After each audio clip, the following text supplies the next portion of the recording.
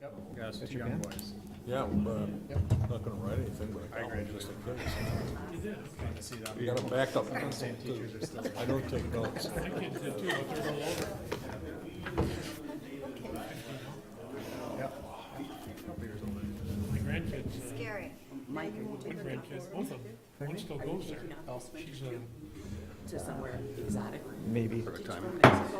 Maybe. Okay, we'll call the meeting, the regular meeting of the White Bear Lake Conservation District Board to order October 17th, 2017.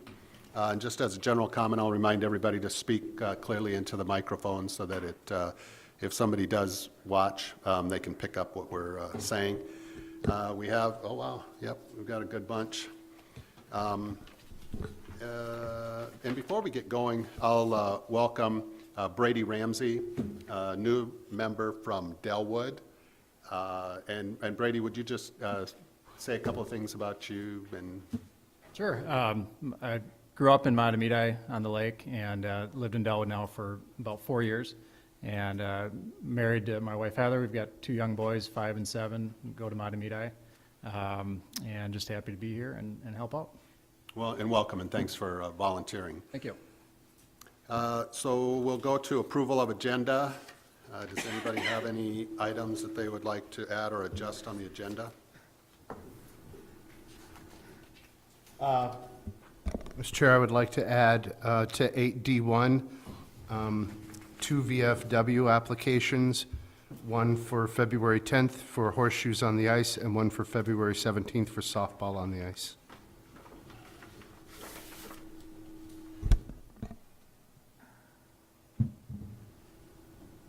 Anything else? Okay, I'll make a motion to approve the agenda.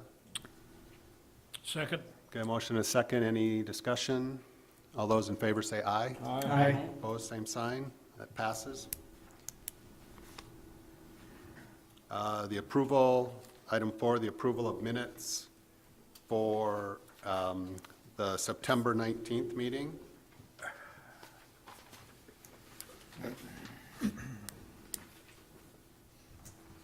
I move we accept the minutes. Second. A motion and a second. Any discussion? All those in favor say aye. Aye. Opposed, same sign. That passes. Public comment time. If there's anybody in the public that would like to come up and talk about something that's not on the agenda, feel free to do so. We allow 15 minutes of time for this. Thank you. Take you about 5, huh? Thank you. Thank you.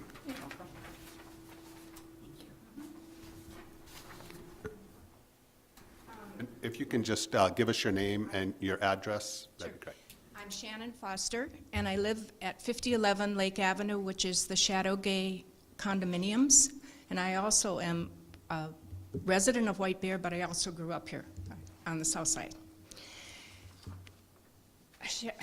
Shadowgay condominiums lake concerns. 2017 summer afternoons and into the evenings were completely ruined for Shadowgay residents this summer.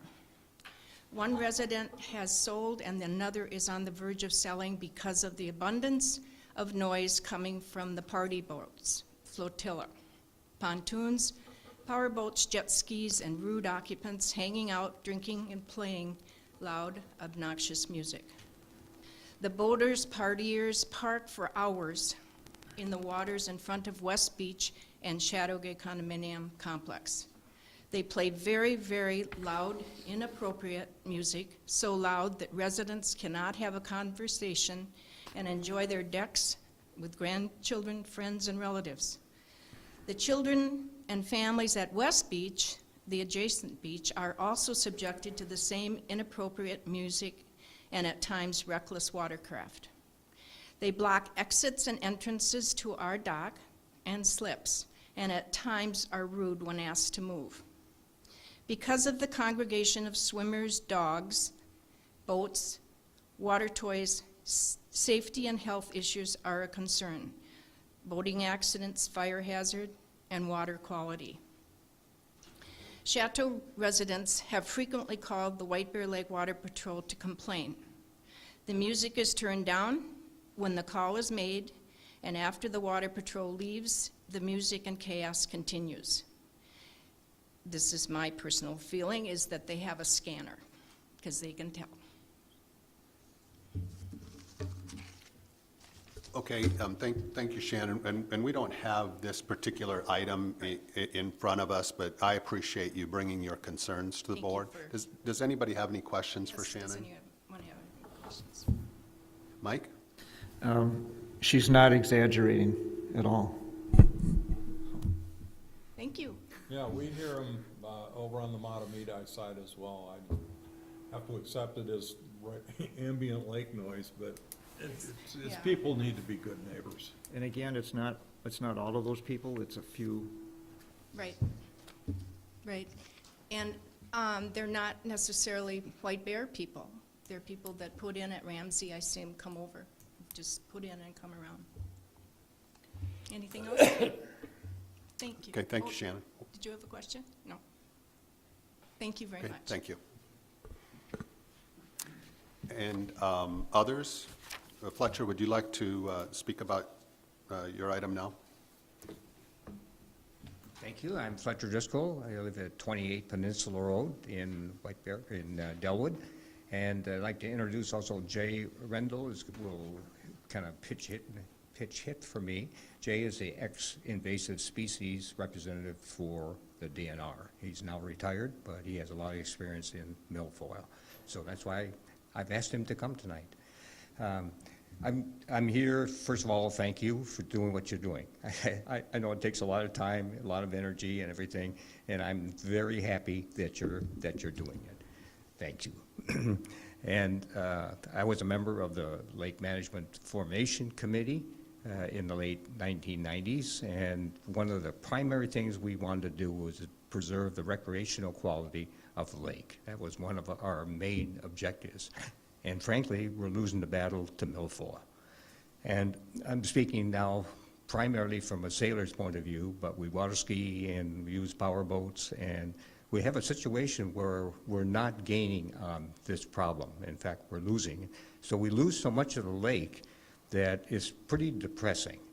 And tonight, what Jay and I would like to do is to propose a different regime in terms of your treatment process, both the process itself and the scope of the process. And Jay will describe this in a little bit more detail, but we feel that perhaps your monetary expenditures are not too far off from being right, but they have to be more effective in terms of the treatment selection and the application.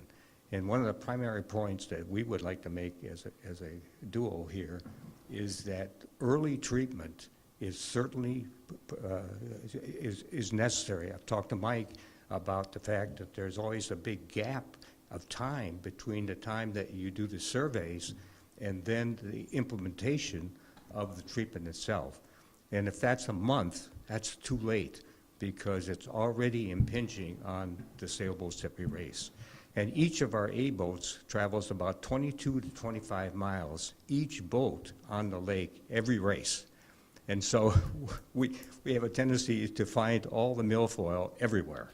And unfortunately, much of the lake now is off limits, not only for the A-scows, but even for the small boats belonging to the high school sailors or other sailing groups.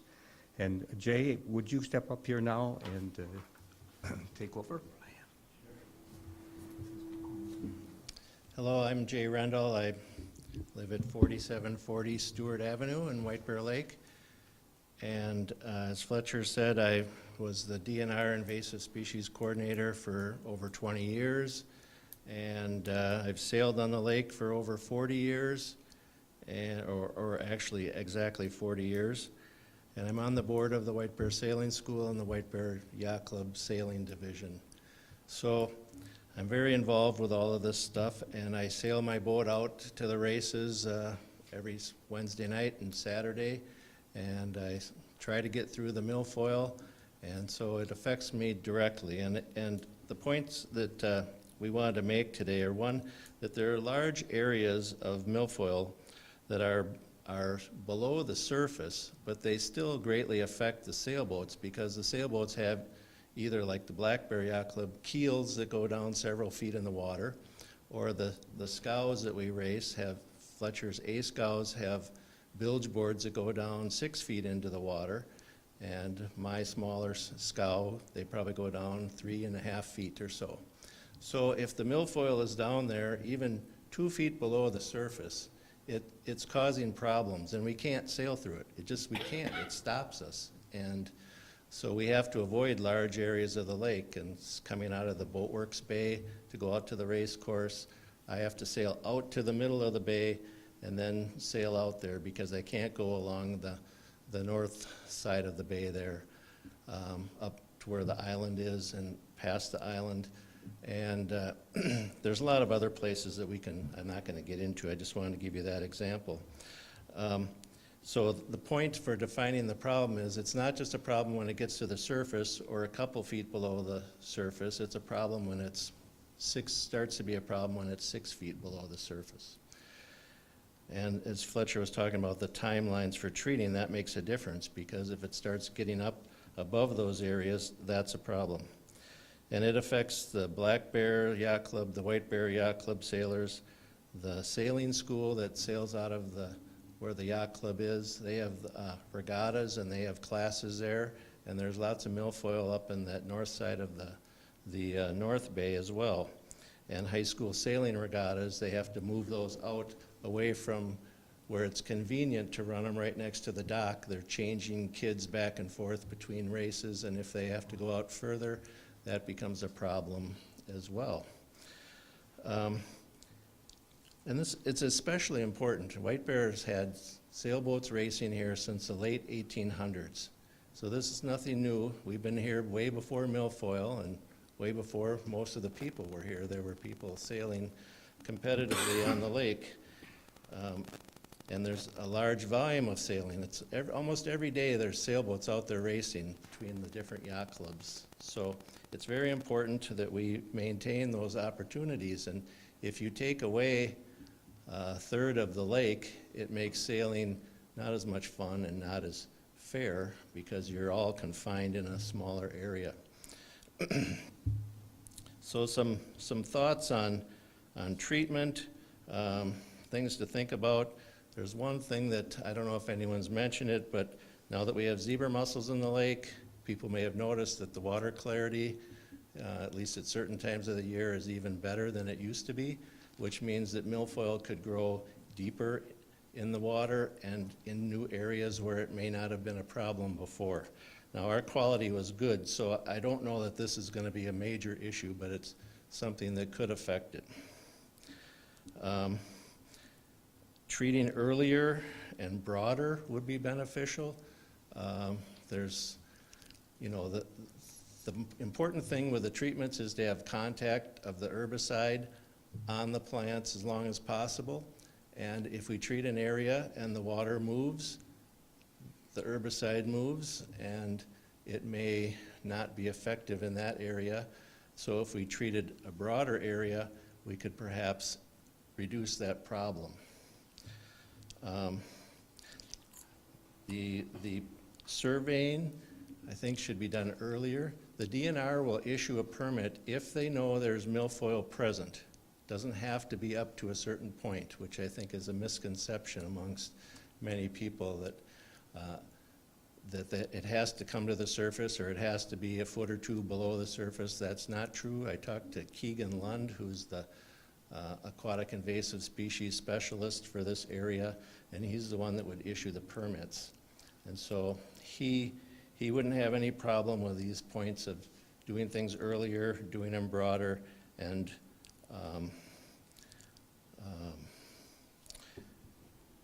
I forget the other point I was saying, but so I think we should be more less conservative and more aggressive in trying to treat it, so that we can perhaps even reduce it in future years by treating more now. If we keep doing small areas, it can continue to spread back to other areas or from one to another. He also told me that White Bear Lake treats later in the year than most other lakes. Most of them treat much earlier than we do here.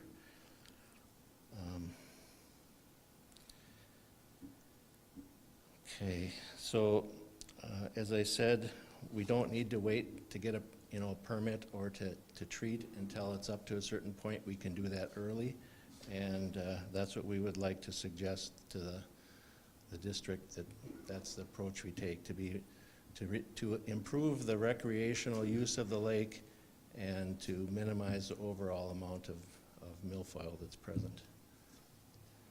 You're the pro, I wanted to ask you a question. What would be a good trigger point for us to set as a deadline? Would it be water temperature? Would it be, what should we use as a guideline? Well, first, I want to make it clear, I am not a milfoil expert. We had a milfoil expert, Chip Welling, and he unfortunately passed away from cancer this past year. But in talking to Keegan, he said if it's actively growing, that's a time that we should start to look at it and to treat it. That we don't need to wait till it's, already 6 feet high or 10 feet high or whatever, depending on the depth. So I think we can defer that to some others that are more of a milfoil expert. But Jay and Fletcher, thanks a lot for coming forward with your comments. And just so the board knows, considering that Steve McComas is going to be talking on this issue, I asked Fletcher and Jay to just get their points out before Steve so that we can use those as, so Steve can help us respond to those. So thank you, Jay. Thank you. Thanks, Fletcher. And anyone else with public comment time? Okay, that takes us to new business. And Eurasian milfoil, that's a very nice segue, thank you, to Steve McComas. And Mike, do you want to give a little introduction here? Well, we've seen Steve a few times for the new board members. Steve is the lake doctor. He's who we hire as our consultant, doing the survey for Eurasian water milfoil and giving us a wrap-up of effectiveness of the treatment, weed inventories, all sorts of things that we look at. And he's here tonight to explain it all and to answer questions, and we'll certainly talk about what has been brought up. Thank you. In the treatment qualifications, how we can improve on it. So Steve McComas, it's all yours. Hey, thank you very much.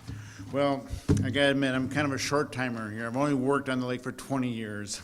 So Jay has been, and Fletcher have been here longer, and so has Mike and maybe others too, but we're still trying, and I appreciate that input, and that's what we'll talk about as well. I have some thoughts on that also.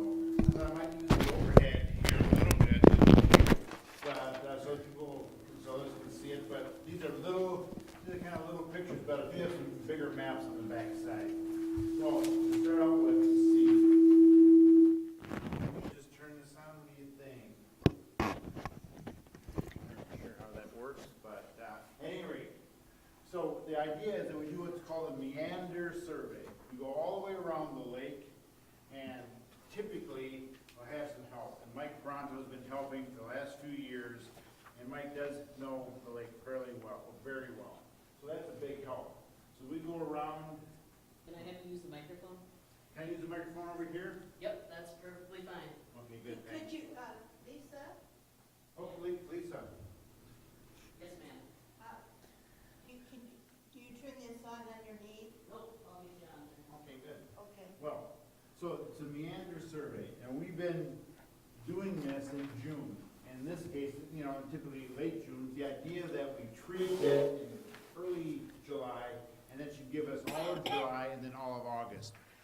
Jay has a good point. Some folks in some lakes have started to treat earlier in the year, and that's relatively new. For the most part, our surveys in June, mid-June to end of June, has been pretty standard, but some groups have started earlier. And it's kind of an experiment because they started doing this in Wisconsin. It's perfectly fine. However, here's one little thing to also consider is that as we get more information and we get more performance data, so to speak, if we treat too early, milfoil will resprout and grow back in that same year. And then by mid to end of August, there is another crop of milfoil, so to speak, coming up. So it's a little bit of a timing issue that we want to treat early, but not too early, and we don't want to treat too late. So I agree that we could look at this milfoil community a little bit earlier in the summer, or a little bit earlier in June, and that might help as well. At any rate, here's what we found though on June 30th. It's that first map up here. Hit that. That's why I brought some hands out, so. Well, Lisa will fix it, I think. Okay. At any rate, let's look on the other side. On the back side, these maps are a little bit bigger, and that might be helpful. So what we do is we go around and we put a rake down on a telescoping pole, and we grab a sample. We look at native plants and we look at the Eurasian milfoil. And what we've been doing, if it is more than a few stems on a rake head, we'll give it a density rating. It's either going to be light, which is green, yellow, which is moderate, or red, which is heavy. And typically, what we're kind of counting as heavy is when it's within a couple feet of the surface in the end of June. Moderate is only maybe a couple feet or 2, 3, 4 feet below the surface. And light growth is when it's probably only a foot or so tall and sparse. So that's kind of our rating system. So we get back, we put all those density sightings and observations onto this map, and that's what we have for June 30th. Then we circle around the patches of milfoil, and when we circle around there, it's called the delineation. We can get in acres to treat. And so that's been kind of the standard technique. White Bear, we use that here, and so do others. That has been a pretty standard procedure. And this year we delineated and treated 65 acres. So we did that, well, we made the delineation in June. The application was later, and then we came back out at the end of August to assess, to see what is the status of milfoil after treatment. And that's what that bottom map shows down here. Now, we have black dots on the map. That means that milfoil was not observed at that specific point. Now, we don't, we try to survey and make observations as we go. If we see a visual milfoil, we'll note it. Otherwise, we're using the rake to sample the milfoil. And what we found is that the treatment was probably the effects for milfoil control, not excellent, but probably more along the lines of fair to good. And that some areas, we really knocked down the milfoil.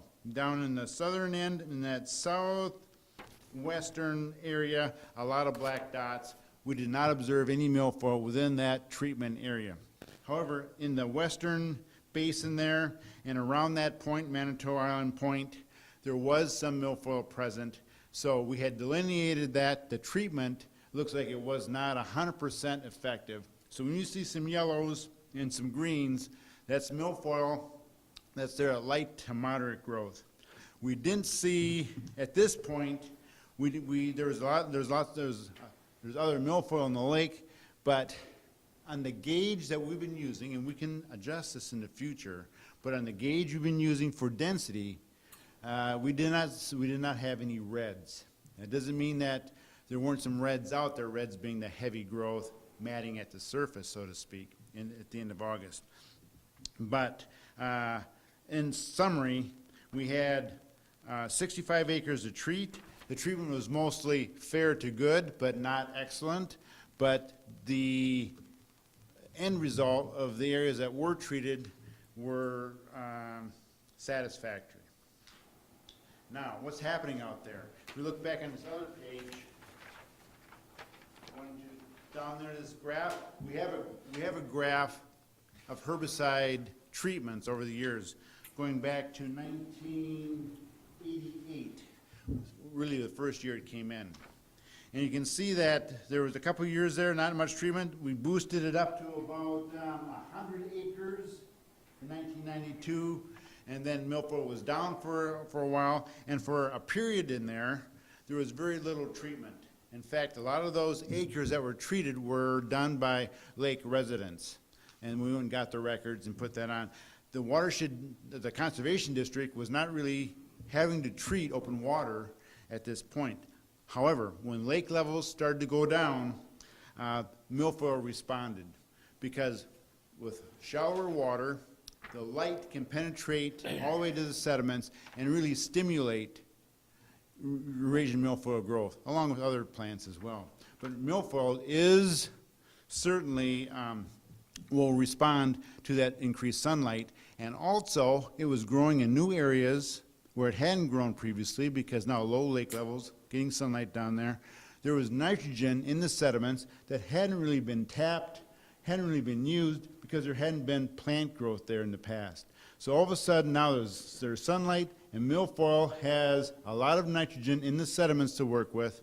And you can see that 2010, we treated over 160 acres. It really had responded to those low lake levels and new areas. And the next year, didn't have to treat as much, but it did come back. You can kind of see it's been up and down since 2010. And in the last 2 years here, we've treated over 60 acres, but not much more than, but less than 70 acres. Now what's happening is that as the lake levels come back up, now sunlight is going to be more filtered, is not going to reach quite as far maybe as it used to, because we have higher lake levels. However, we have clearer water because of the zebra mussels. So the high lake levels are somewhat offset by the clearer water. And that's why we're still getting, even now the lake levels are coming back up. In the past, when we had lake levels about this, at this range, we had less milfoil. But if you look at the transparency, and that's a Secchi disc transparency on that bottom left graph, we don't have to look at the numbers so much, but you can see the ups and downs in transparency. In this case, that transparency is a summer average in meters.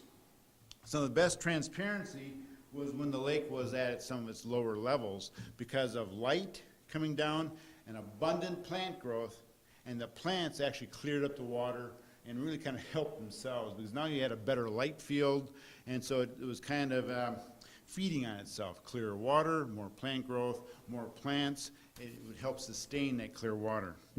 But then as lake levels started coming up, the transparency was still kind of holding its own, but the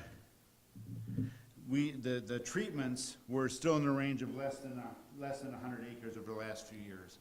The last 2 years, again, what's happened with clearing the water with zebra mussels, but increasing the lake levels, they've canceled each other out. We still have relatively abundant milfoil, but at the 60-acre range that we've been treating. So that's kind of the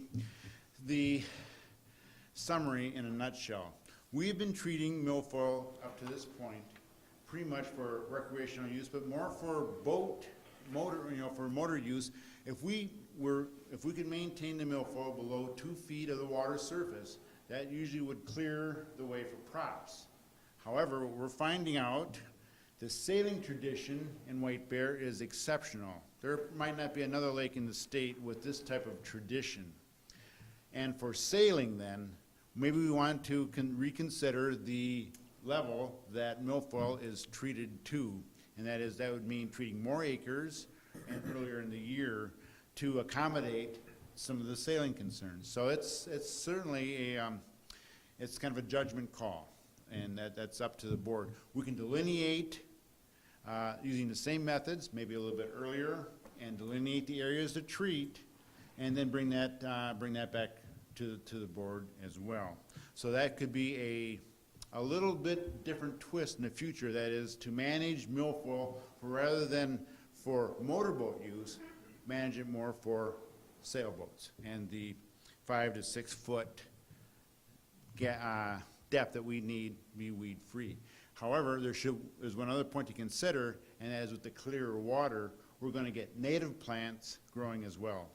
So in some areas, even if we treat milfoil, this herbicide is somewhat selective for Eurasian milfoil and not for the native plants. We can knock the milfoil down to native plants, will still be standing up.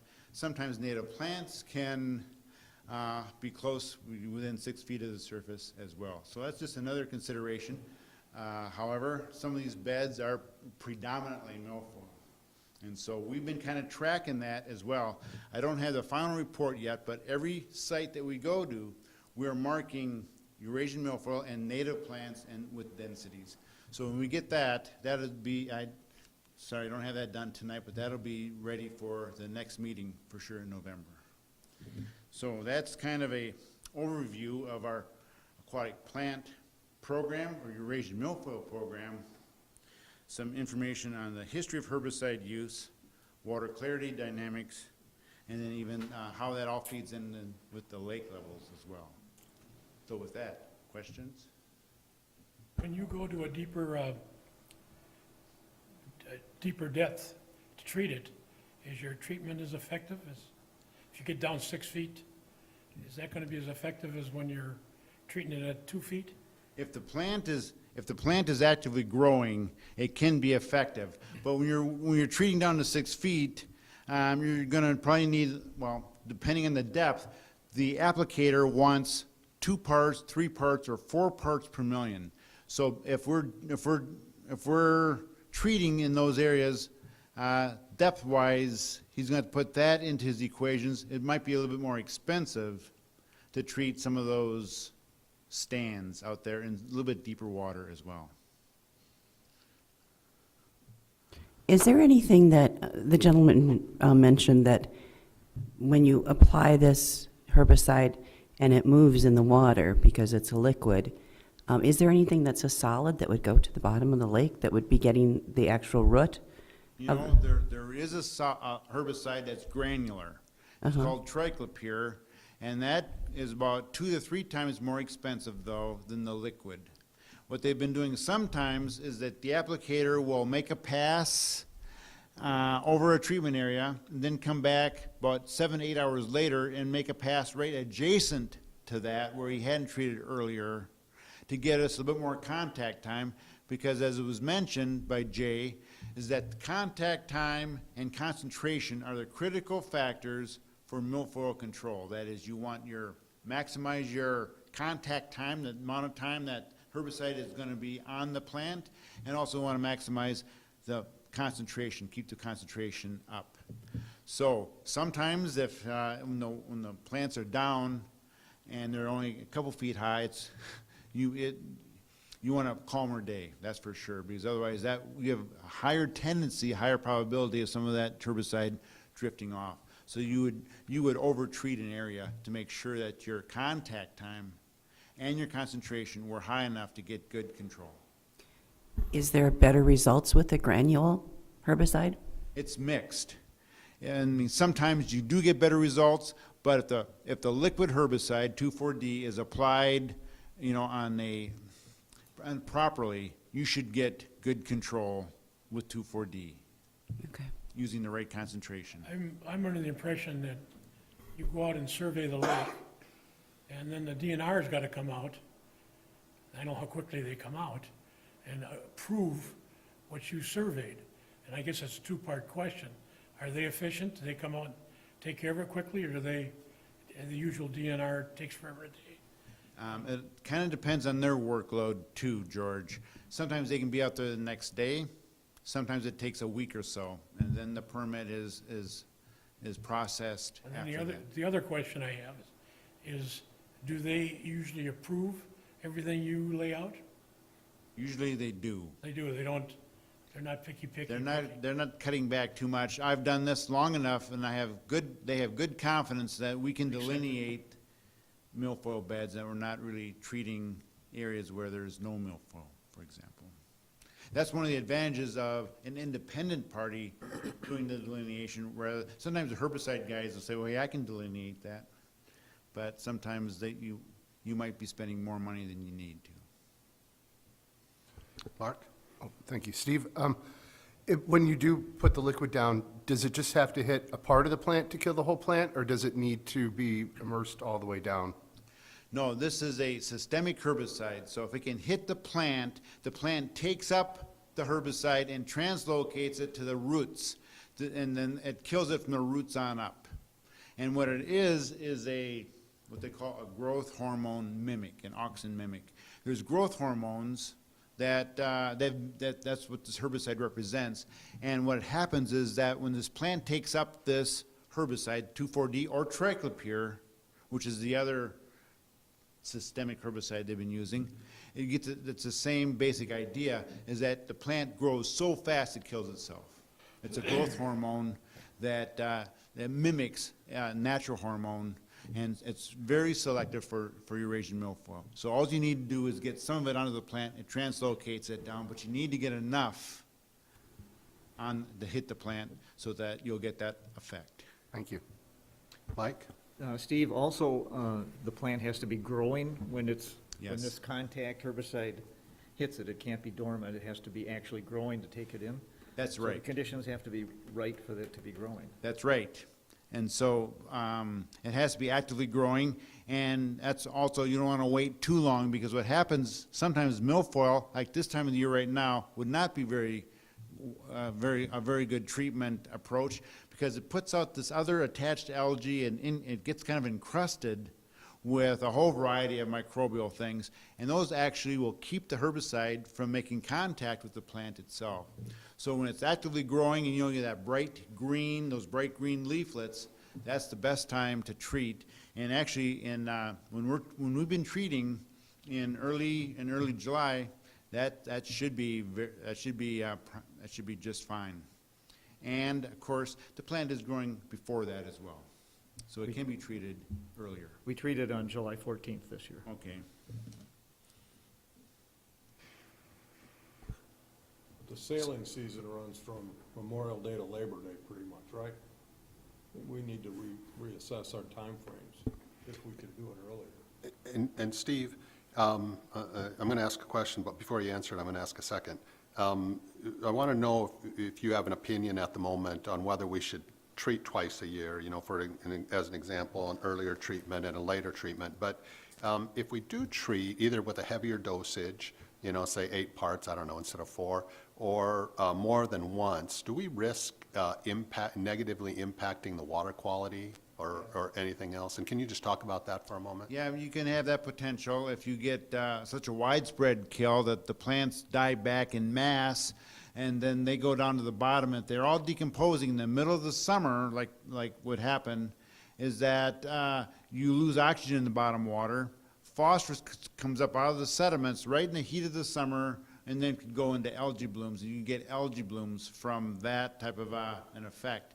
However, if we only treat, and the DNR does limit us to 15% of the littoral zone, that's one of the reasons why they limit the amount of herbicide that you can use, so that you don't treat such widespread areas that you'd get this massive dieback at the same time, and then the potential algae blooms.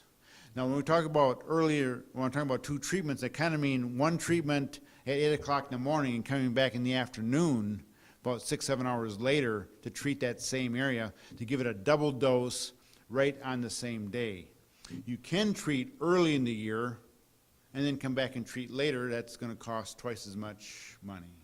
And also, you're going to be somewhat restricted on areas that you can treat the second time. I mean, 15% is for the whole lake. You might not be able to treat those same areas twice if we're approaching that 15% limit. How close are we right now to that 15% limit, do you know?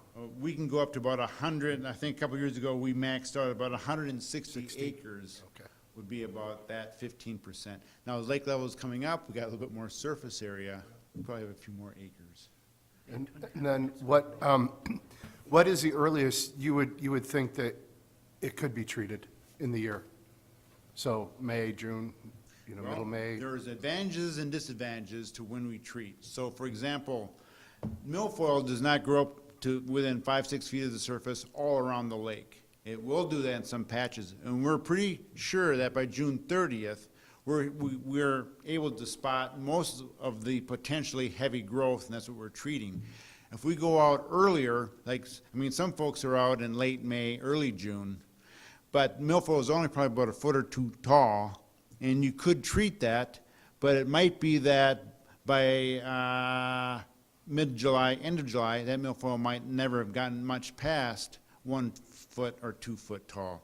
So you might be over-treating to a degree by by trying to estimate where the milfoil is going to be heavy, or treating all the milfoil. Because what would happen is if you delineate early, you might want to consider treating almost all the milfoil you see, because you're not sure. I mean, that would be the reason for doing it early. And then, I'm sorry to keep asking questions, but do we ever do overlays where we go, say 2010, 2011, 2013, 14, 15, and put an overlay down and say, this area every year we have to treat? So we just know we're going to have to treat that area. Yes, but you know what? That's only about, of the 60, 70, 80 acres that we might treat, that overlay pattern of perennial heavy growth might only be 10 or 15 acres. Okay. And the otherwise, we have patches that come up and we're treating 1 year, and we may not treat that patch again for a couple of years, but it's grown up heavy in another area. So there are some areas of perennial, of annual heavy growth, and we kind of know where those are, but we're looking for those other sporadic patches that are coming up, treating those. Oh, Mike. Could you venture to guess which would be better, to have 2 treatments or 1 treatment of a higher concentration? You mean 2 treatments, different dates? Yeah, early? well, you've mentioned like one at 8 o'clock in the morning, Oh, and one okay, later yeah. in the day, or have a higher concentration and have just 1 treatment, because 2 treatments would cost more. The depth that you treat at, we treat, down to 6 feet, that's one price, but if you go deeper than that, Yeah. And then if your concentration is higher than what you normally have, or what we've done in the past, that affects the price too. That's right. So, but a higher concentration, 1 treatment would probably be less expensive than 2 treatments. Yes. Oh, so for example, one possibility though would be to use a higher concentration, but then treat only half the patch and early in the morning, knowing that the herbicide is going to drift a little bit, and then come back later and treat at that high concentration again in the area right next to it, knowing that it's going to drift again, but you get additional contact time, and that's a relatively new technique that they're just starting to use. So that we've seen some good results from that approach. The other approach, like Mike mentioned, is just treat it at full strength one time and hit the entire area. And that is also, should be effective. Under most cases, it is effective. So you're saying they're both They're equally both effective. And I kind of like that what they call the dual pass. It's a relatively new technique that just started, that they were just using the last couple of years. That avoids, I don't think we need the granular then, because that is so expensive, but we can get good contact time and good concentration with this dual pass approach. You treat lanes in a treatment area at high concentration. You wait a couple hours, because really the herbicide only lasts, its effectiveness only lasts at those concentrations probably only for a few hours. So, but you come back then and hit it again just kind of to make sure. And that has been effective on Big Marine and Forest Lake. They've done that. They've done that in Schmidt Lake and a few other lakes that I'm aware of. So it's a relatively new approach, or newer approach. So it's something that, and it shouldn't cost that much more. There is some time involved, but basically the same amount of herbicide. Would it make sense to treat that area that has been historically a large growth of milfoil, the 15 or 20% that you mentioned, early on in the season, and then do go through the lake again early Okay. July, late June, That'd and be a check nice- it and see if you've got any more large growth spots? That'd be an approach. Yeah, you could do that. We have, like you mentioned, we put the overlays down for a number of years. We're gonna have some areas that are gonna show up that we've been treating every year for probably 10 years in a row. Treat those areas early, and then come back in mid-June or so, or a couple of weeks later, and see what else is coming up next. And you should be able to do that. A little bit more cost just because of the time involved for the applicator, but not necessarily more herbicide. And actually, you might be able to save money, because then you would be more apt to treat the areas that are going to produce that potential nuisance or heavier growth. Okay. And I guess one thing that we could do is get input from the sailing clubs on areas that we see as the problem areas, perennially problem areas. right. And if there's an area that the sailors know, oh, well, at this area as well, then we could take that into consideration also. Yeah. Okay, Diane? Thank you, Mr. Chair. I have just a lake question. I've noticed since the water's come up, especially on the south side of the lake, going out, say, maybe 60 to 80 feet, where it used to be sand, it's now black muck and this green gelatinous oozy hanging in the water, Yeah. algae. Yes, yes. And I was just wondering, is that going to go away, or is it here to stay? No, that should go away. That should be temporary. We're going to see a few changes in the lake over the next couple of years with lake levels coming back up. That benthic algae, that's what we call, bottom algae or benthic algae, that dark green, almost black, and sometimes it's going to even lift off the bottom, and it is doesn't look good at all. The good news is that it's not a toxic algae, but it can stain a boat, it can stain things, so it's unpleasant, but it should be temporary, and it should not be a long-lasting problem.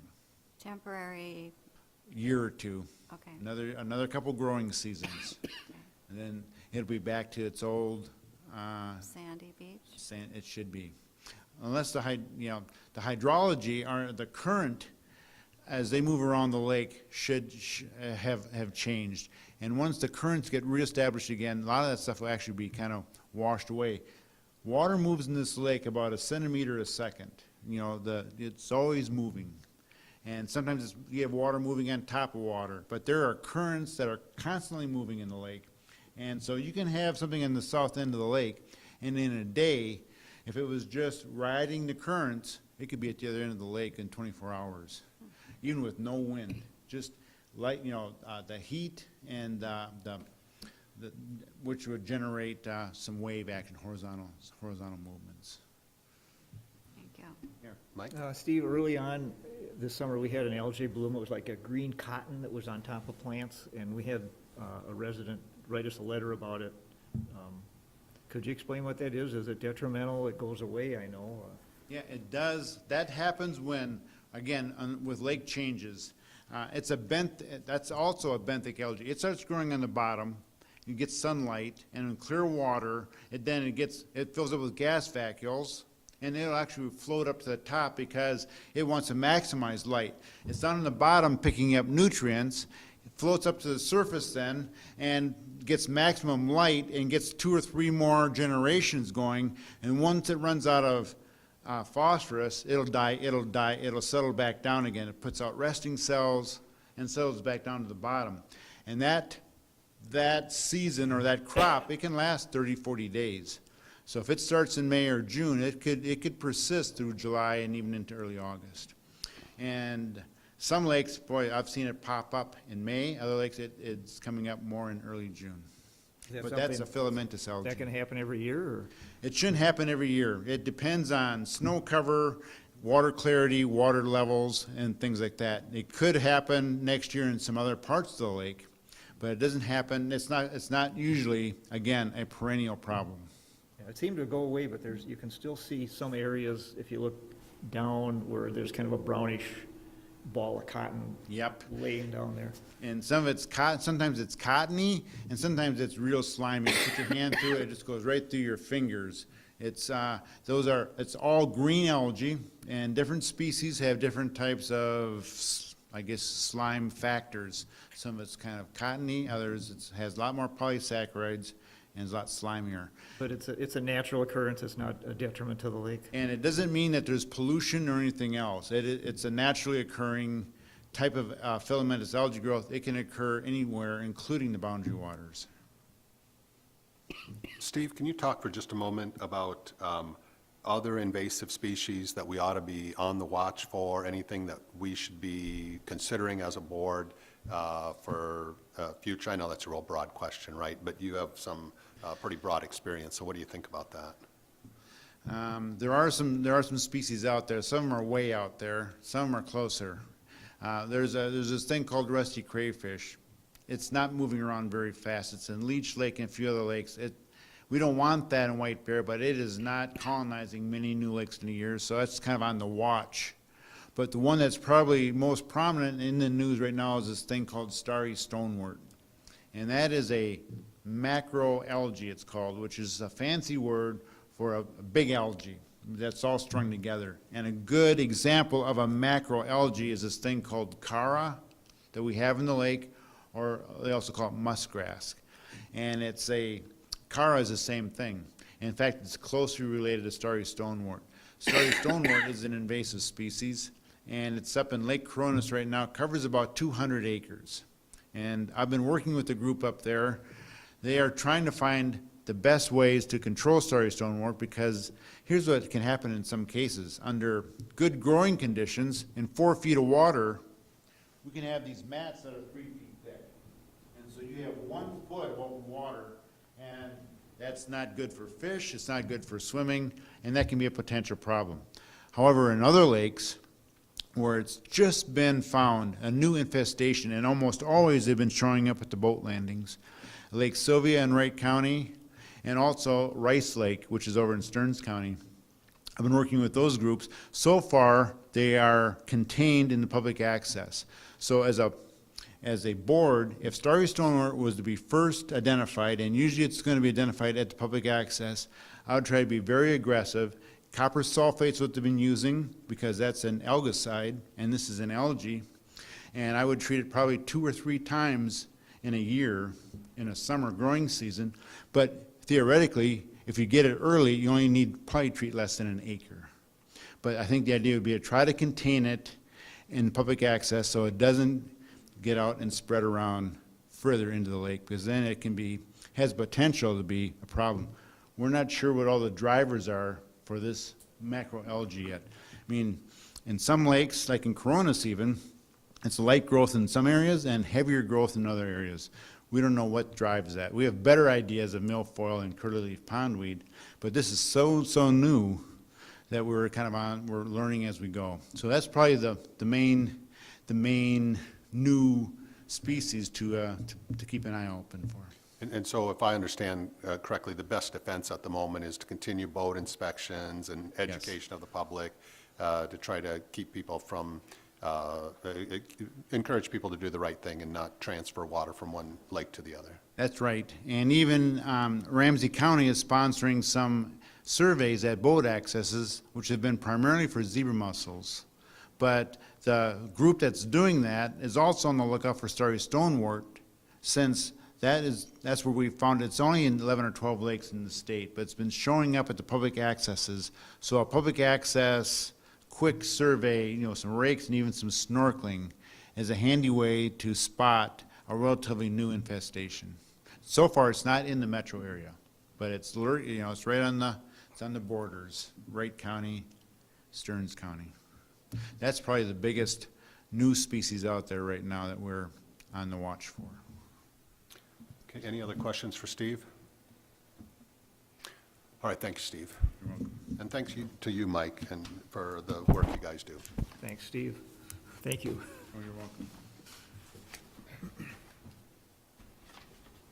Okay, we're on to item 7, unfinished business. There's nothing, no unfinished business. Reports, action items, item 8A, the executive committee. I'll start just by mentioning that the executive committee tried to meet with the city of Delwood. They were unavailable, but I did speak with the mayor of Delwood, Mayor Nuffert, sorry. And he thought the board was doing a good job. He's interested in how this lawsuit settlement will, or the findings will impact the work that we do, but he didn't have anything else to add beyond that. And then 8A1, the administrative secretary or assistant status. It looks like, and Mary, I'm trying to read this, it looks like we have 3 applications so far, and we may get more. At past meetings, I've asked if anyone was interested in assisting with that process, which would involve reviewing the resumes, interviewing, and then bringing forth a recommendation to the board. No volunteers, and so it's been the executive committee's role to do that. But I'll ask one more time, is there anyone that's interested in participating in that process with us, with the executive committee? Okay, so we'll move forward. We'll review the resumes that we get.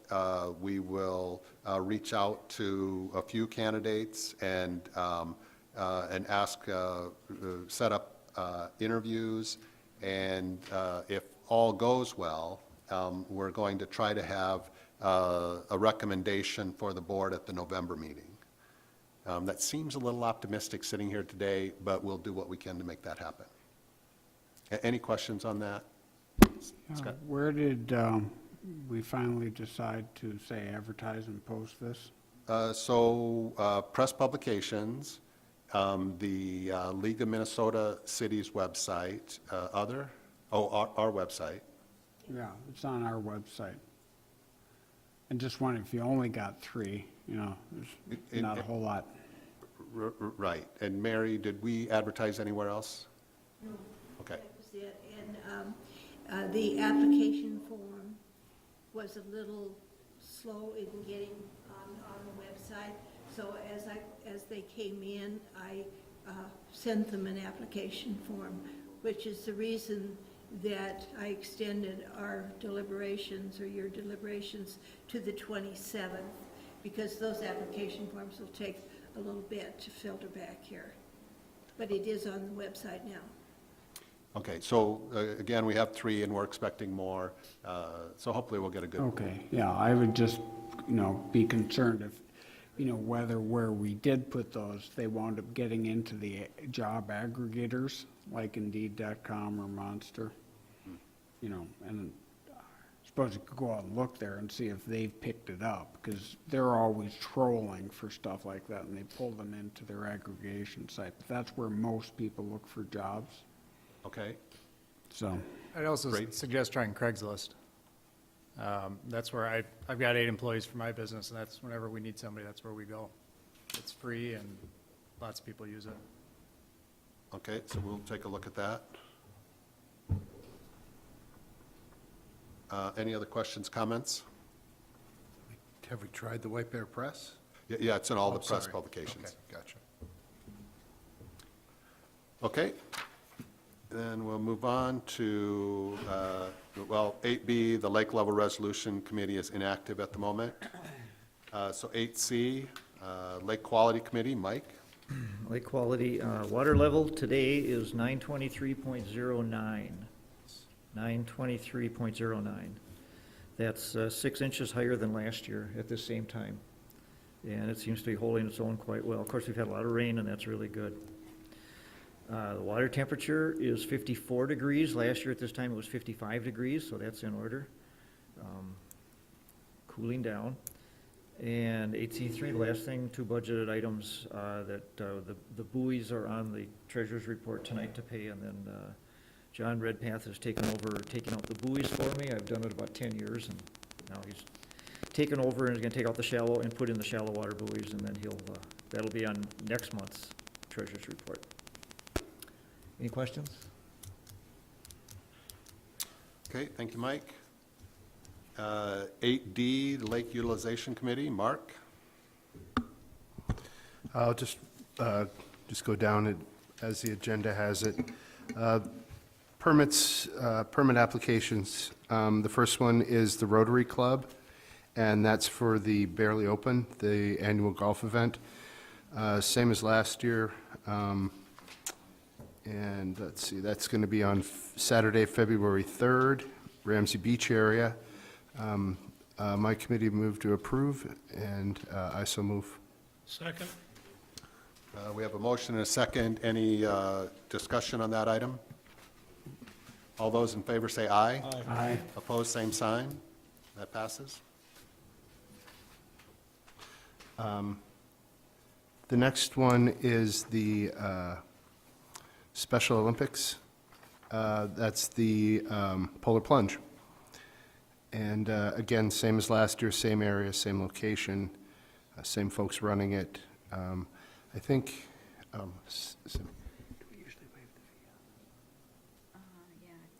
and as it is for the Special Olympics, I'd like to move we waive the fee, and Utilization Committee move to approve, and I do too. Second. Okay, we have a motion in several seconds. And any discussion? And I'll ask a question. So I noticed 3,000 people is what they're anticipating. Is that pretty typical? Is that growing, or? Yes, and they do have areas such as Eagle Brook where they have buses that people park, and they run buses back and forth all day. They've done a really good job. It's run by the Sheriff's Department, so it's usually pretty well kept. Nice. Okay, any other discussion? All those in favor say aye. Aye. Opposed, same sign. That passes. The next two added to the agenda today, they are both by the VFW. The first one is the, And Mark, we should just note that I don't think any of us have those in our packets. no, I believe they just came in Monday, but, or when did these come in, Mary? They went out on Friday. No, but the VFW Oh, application. yes. Either Friday or Monday, I'm not sure, because I just was, I work on Thursday and Right. Tuesday, so it came in during that period of time. And the VFW is here tonight, and so I'd be happy to table it if you want to. Otherwise, it's basically the same two events as they had last year. Well, they tried to have last year, but it's right in front of the VFW. And, the first one is the horseshoes. We told them that we would ask you to waive the fee because of last year, because of conditions, they were unable to have it, but they did pay the fee. So I guess my question to the board then is, do we want to hold this so you can see the applications, or do we want to just decide on it this evening? Is there But they're consensus? identical to last year? Yes, they are. And the horseshoes would be February 10th. It's a Saturday. They've done this for years, and they're very reputable with how they handle it, and I see no problem with having to study over the application. If you guys have already seen it and approved it, and it's the same as last year. Would you like to make a motion, Mark? I'd like to make a motion that we do add these officially to the agenda and vote on them tonight, and we approve them. Second. So we have a motion and a second to approve these two applications. Any discussion? All those in favor say aye. Aye. Opposed, same sign. Those two pass. Mr. Chair and Board, next we move into 8D2 licenses. The first one is the White Bear Yacht Club. They are identical. This one is renewal, no identical to last year. And the only thing that we do not have is current insurance. So the Utilization Committee would like to make a movement to approve this as far as, and with a caveat that they do give us their updated insurance before they put the dock in. Oh, we've received that now. Perfect. Thank you. I move to approve. Second. So we have a motion and a second without the stipulation of the insurance because that's already been provided. Any discussion? All those in favor say aye. Aye. Opposed, same sign. Mr. Chair and Board, the next one on the agenda is Snyder's Bay. That's on the South Shore. Again, that is renewal identical to last year. We had no complaints on this dock, no issues. They did show up. They said that they had no problems last year. Utilization Committee would like to move to approve. Second. We have a motion and a second. Any discussion? Discussion point, I need my vote recorded as abstain because this is my association. I'm So sorry. I'm going to abstain on this, so record it that way. Any further? All those in favor say aye. Aye. Aye. As same sign, opposed, same sign. So that passes with one abstention. Mr. Chair and Board, the last license application is Alicia Heights. That's in Matamidi. Again, it is a renewal identical to last year, and the Utilization Committee moves to approve. Second? We have a motion and a second. Any discussion? All those in favor say aye. Aye. Opposed, same sign. And that passes. Thank you, Mr. Chair. Okay, we're moving on to the next item, 8E, the Lake Education Committee. Scott? Yeah, everything's going well on the website. There's some new content on the website, so I encourage everyone to look at that. We do have the job posting is up there. And we have some educational material that links back to the Minnesota EPA on keeping leaves out of the storm sewers and such, and a few other cleanup items. I'm looking forward to when we have some new staff. There's a bunch of other cleanup that has to be done. That's it. Okay, Quick question for Scott. Last year, we put something in the White Bear Press regarding the zebra mussels. Are we going to do that again this year? We haven't considered that. We did I did contact the DNR to see if they're interested in another year of monitoring zebra mussels. And they're going to do it at least one more year. So the information on the website requesting people to participate is still there. We did not consider another ad this year. I guess I didn't think of that. It might be too late at this point because I think a lot of people are already pulling their docks in. I was thinking more of getting rid of the actual zebra mussels that were attached to docks and to other surfaces so they wouldn't be there next year. They die with it. They die, but they don't fall off. That's, Yeah. And it just makes for additional zebra mussels to step on, and people get injured on those kind of things.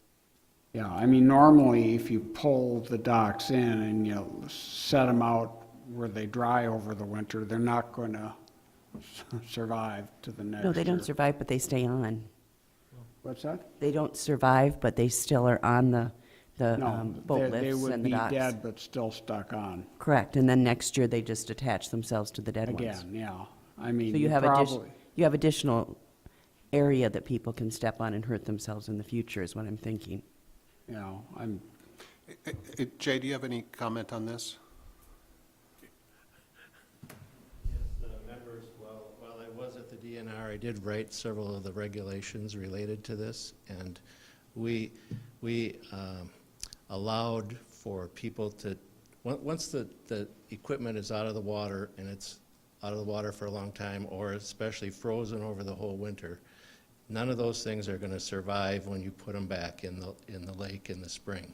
right. Of course, it's illegal to transport it away from your property if you're moving a boat lift or something. That's a whole different story. But for the part of taking it out, putting it on your shoreline and putting it back in, there's no legal requirement to clean it off because they're going to be dead. And, you know, I guess I wouldn't see that the ones attached to an object are going to be a significant impact to shells in the water for recreation. I think, you know, we were trying to minimize what people would have to do, because it could be a very considerable effort to try and Yes. clean everything off if you're not moving it anywhere else. Mike? It seems like, at least in my case, that by spring, they just about fall off. Yeah, they usually, well, it depends. Sometimes you have to power spray them or scrape them or something, but But when they're dead like that, generally- they've been dead for a long time, can you dispose of them then anyway, in any form? I know that when you first take them out of the water and you take them off, that you can't transport them because they're an invasive Right. type thing. Technically, you can't transport them even if they're dead. We don't differentiate because then every conservation officer, or policeman, Right. or whoever, or person would have to try to figure out if they're dead or alive, and that's not very practical what do you do with either. them? So you can well, it depends, I guess, how many you have, how you would try to dispose of them, but there can be permits to dispose of them on the DNR. I think on the DNR website, you can get them, so you can transport them to a Right, yeah. to a This is all- composting site or something. Yeah. Or you could do it on your own property, and then they're gonna disintegrate over time as well, just like if you're taking milfoil out of the water, same sort of thing. So Jay, my understanding is that there's no prohibition to removing them from a person's dock, say in the spring after they've gone through the winter. There's no prohibition against removing them from the structure. They just have to stay on your property. Right, Right. correct. Now, Okay. if it's a boat and you took your boat out, drove it on a public road to your house, they have to be cleaned off before you do that unless you get a different temporary permit that says that you, or not, actually, it's not a permit, it's a authorization that you will clean it off when you get it to your property, and then on the way back, you can't have any on, period. Understood. So we tried to make it workable for people to do things without having to go get a permit to transport it. They can just go online and say, I'm taking it out on Saturday, and I'm taking it to my property, and then you're covered. Okay, thank you. Yeah, that, just a note, that does agree with what we have. We have a brochure on our website that when we put that together a couple of years ago, we did have the DNR review it, and what you're saying is just what it says Good, about not being able to transport zebra mussels, dead or alive, Right, right. without a certain permit, and we refer to all that. So I think that's, we keep that on our website. I think it's still valid. Okay, thank you, Thank Jay. you. And so, Susie, to address your question, maybe what we do is we, and again, hopefully, after we get a permanent part-time administrative assistant, we can notify the Lake Homeowners Association to get some information in their publications, and then maybe next spring we could advertise that as well in the paper. Yeah. Anything else for Scott? Or Scott, did you have anything else? I'm sorry. No, Okay, any questions for Scott? Okay, moving on to 8F, the Treasurer's Report. Diane? Thank you, Mr. Chair. We have the treasurer's report for October 2017. I'd like to make a motion to accept checks 4441 through 4446. Second? We have a motion and a second. Any discussion? All those in favor say aye. Aye. Opposed, same sign. That passes. Yep, thank you. So, That's it? yep, thank you. Okay. Board council report, and I probably should have mentioned this earlier. I apologize. Alan had a meeting conflict tonight, so he let me know that he wasn't going to be here. So he's not, so he's accounted for. He didn't have anything that he asked me to bring up at the meeting on his behalf. So the consent agenda, Diane? I move to approve the consent agenda. Second? We have a motion and a second to approve the consent agenda. All those in favor say aye. Aye. Opposed, same sign. Announcements, none from me. Anybody have any announcements that they'd like to make? I did bring up last meeting that on our third, the third Tuesday of the month, it's gonna be the Tuesday before Thanksgiving next week. I'm not gonna be here, but I didn't know if anybody else had a problem, and if we wanted to reschedule it. Okay, and I'll be here. So how does the board feel about that? I'll be here. I'll be there. All right, we got a quorum, that's all. All right, that's perfect. Thanks for bringing that up, though, Jeff. Yeah, good idea. And then we're to an adjournment. Make a motion, we adjourn? Second. We have motion and a second to adjourn. Any discussion? All those in favor say aye. Aye. Opposed, same sign. Thank you all. Actually, I'm going to Los Angeles. Okay. Get to New Orleans as much as I can